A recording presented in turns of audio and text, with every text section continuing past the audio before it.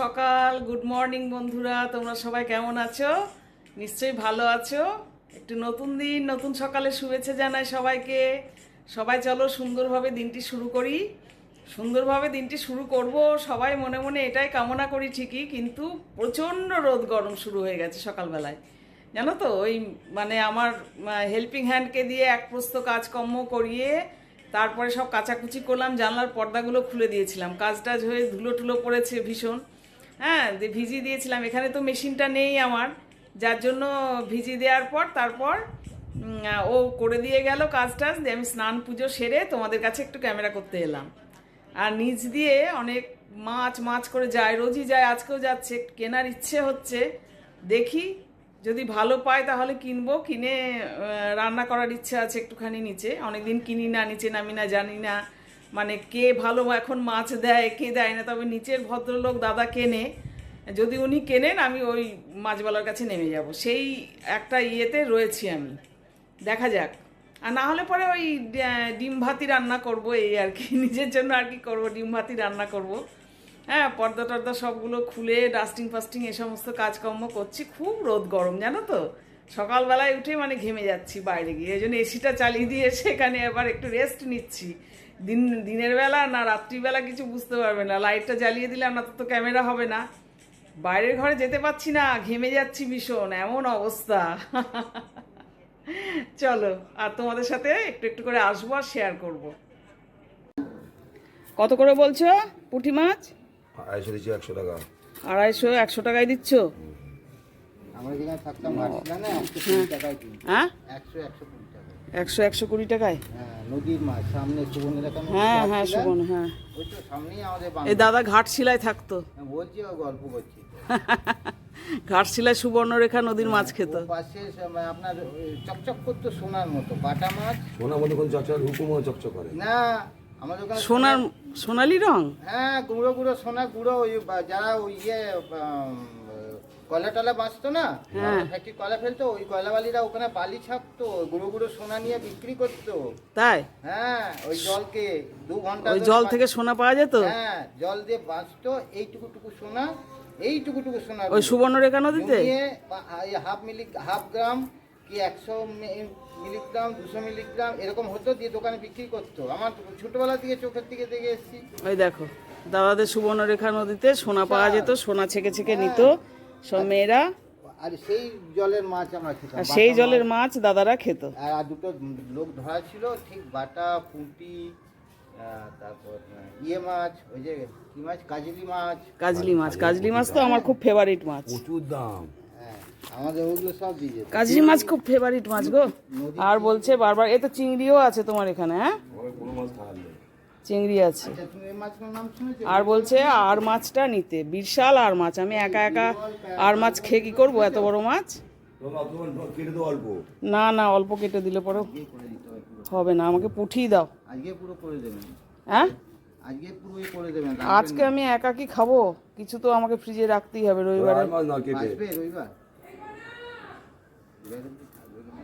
এইটা আমি নিচ্ছি দেখবে আসছে। কি মাছ। আর দাদারটা কাটা হয়ে গেল, ঘাটশিলার দাদা নিচে থাকেন। গেলে খাওয়াতাম, আমার তো ফ্ল্যাট আছে। যাবে? যেতে বলছে ঘাটশিলায়। ঘাটশিলাটা তো আমার ঘোরা হয়নি, যাওয়ার তো খুব ইচ্ছা। আমার ফ্ল্যাটটা রাখা আছে। ঘাটশিলা আমার ঘোরা হয়নি।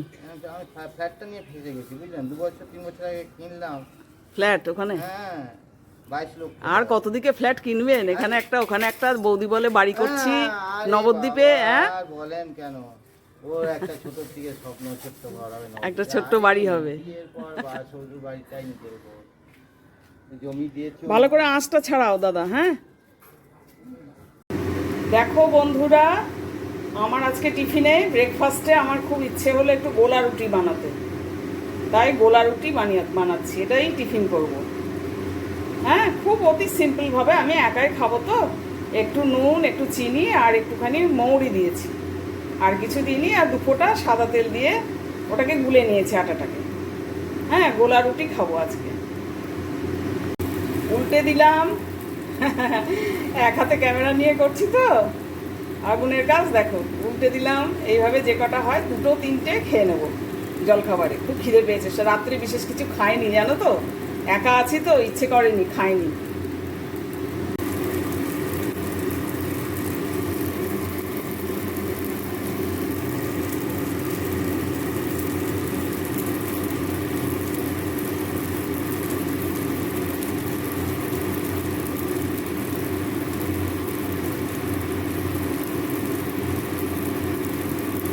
মাছটা নিচ থেকে দেখো কিনে নিয়ে এলাম, নিয়ে এসে সাথে সাথেই আমি ভালো করে ধুয়ে, আরও তো আঁশ টাশ ছিল সেগুলো ধুয়ে নুন হলুদ মাখিয়ে রেখে দিলাম। আজকে কিন্তু সবটা রান্না করে নিতে হবে, ফ্রিজে রাখা যাবে না। রান্না মাছ হয়তো একটু থাকবে, হ্যাঁ সেটা হয়তো পরের দিন খাওয়া যাবে, কিন্তু ফ্রিজে রাখাটা উচিত হবে না।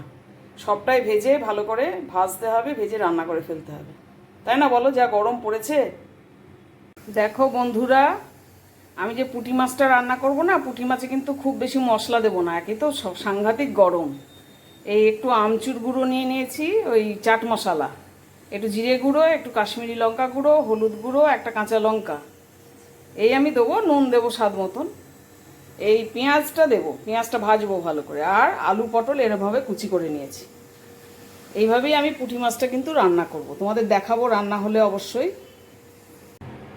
শেষমেশ আমার কিন্তু পুঁটি মাছের একটা ঝাল ঝাল সবজি কিন্তু রেডি হয়ে গেল, আলু পটল কুচি করে। তোমরা তো দেখলে পেঁয়াজ কুচি, আদার্স কোনো রকম এই গরমে না মশলা দিইনি জানো তো, এমনকি আদা বাটাও দিইনি। একটু ধনে পাতাটা মিস করছি খালি, ধনে পাতাটা আমার ঘরে নেই। তোমরা অবশ্যই, তবে এই গরমে আবার ধনে পাতা বেশি খাওয়াও ভালো না, কিন্তু অল্প করে ধনে পাতা এতে ছড়িয়ে দিতেই হয়, ওইটাই মিস করছি খালি। এটা দিয়ে ভালোই ভাত খাওয়া হয়ে যাবে বলো। এটা যদিও সবটা আমি আজকে মোটেও খেতে পারবো না, আমি অত খাই না, মোটা সোটা মানুষ হলেও আমি মোটেও অত খাই না। হ্যাঁ, এ আমার দাঁড়ালো। আর আমি তো একদম পাকা মাছ ভালোবাসি না, ছোটো মাছের ভক্ত। ও হ্যাঁ, একটু ঢ্যাঁড়স সেদ্ধও করে নিয়েছি কিন্তু নুন দিয়ে, ঢ্যাঁড়স সেদ্ধটা দিয়েও খেতে খুব ভালো। এটা মেখে নিতে বাকি রয়েছে, তেল আর একটু কাঁচা পেঁয়াজ দিয়ে মেখে নেবো। দেখো বাইরেটা আমাদের মিস্ত্রিগুলো রং প্রায় কমপ্লিট করে ফেললো, মানে কমন স্পেসটা বাইরের, কিন্তু আমার একটি মুশকিল কাণ্ড করে দিয়েছে। এসব দরজায় ফরজায় রং ফং ছিটে লেগে, দেখছো তো। আর দরজাটা আমি খুব সুন্দর করে কালকে মুছেছিলাম, তারপর আবার আজকে একটু বাকি কাজটুকু সারতে গিয়ে আবার 2-1 ফোঁটা রং ফেলেছে। আর সব থেকে বাজে জিনিস করেছে, আমার দরজার ওপরে যে মাথায় যে লাইটটা ছিল, একটা খুব সুন্দর রুমটা খুব সুন্দর নকশা করা ছিল, সেটাকে ভেঙেছে জানো তো, কাঁচটাকে সেটাকে ভেঙে ফেলেছে আমার দরজার ঠিক মাথার উপর। ওটা আমার পার্সোনাল ছিল, দেখি কি হয়, আবার লাগাতে হবে। দেখো বন্ধুরা, ঠাকুরের সন্ধেবাতি করা হলো, সন্ধেবাতি করে দিলাম। জয় গুরু জয় গুরু জয় গুরু জয় গুরু জয় গুরু জয় গুরু, রক্ষা করো ঠাকুর, জয় গুরু জয় গুরু।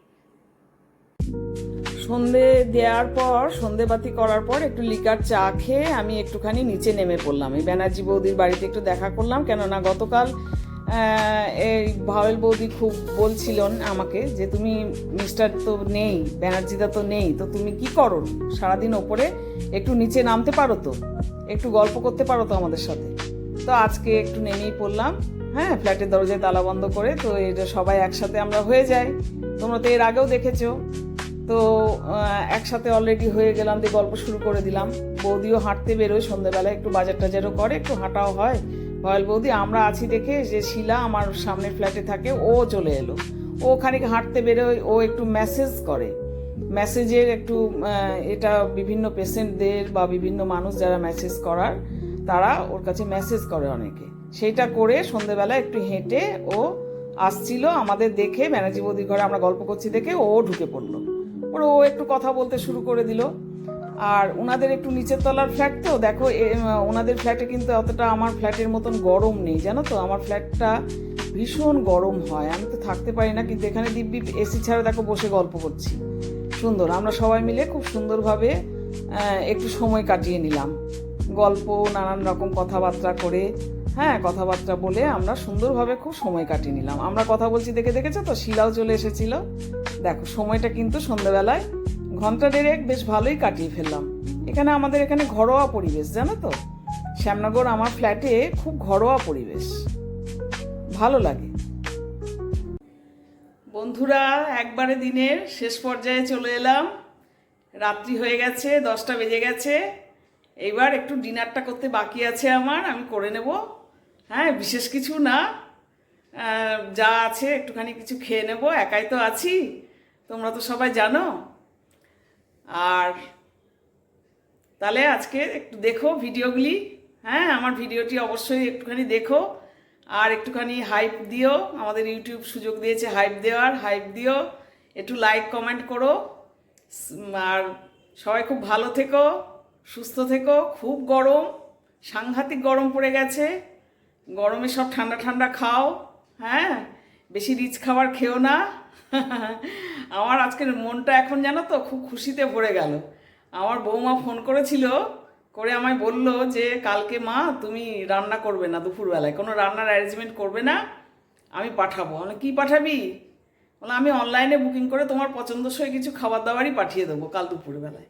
ওকে তো জিজ্ঞেস করে, ফোন করে, ছেলেও ফোন করে যে কী খাওয়া। আমার ছাতু আছে নিত্যসঙ্গী, ওই বেশি খায় না, 2 চামচ করে, কখনো ছাতুর শরবত, কখনো ছাতু মুড়ি, চিড়ে আছে, এসব দিয়ে চালিয়ে দিচ্ছি। তো বললো কালকে কিচ্ছু করবে না অ্যারেঞ্জমেন্ট, হ্যাঁ তবে এখন বলছি না, আমি তুমি যেটা পছন্দ করো সেরকমই কিছু পাঠিয়ে দেবো অনলাইনে। দেখা যাক, তোমাদের সঙ্গে শেয়ার করব, সারপ্রাইজ রাখলো। সবাই ভালো থেকো, সুস্থ থেকো, সুন্দর থেকো, আর আমার ভিডিও দেখো, আলাপ ইমন চ্যানেলের সাথে থেকো, ঠিক আছে? একটু ভালোবাসা দিও আলাপ ইমন চ্যানেলকে। Tata, good night.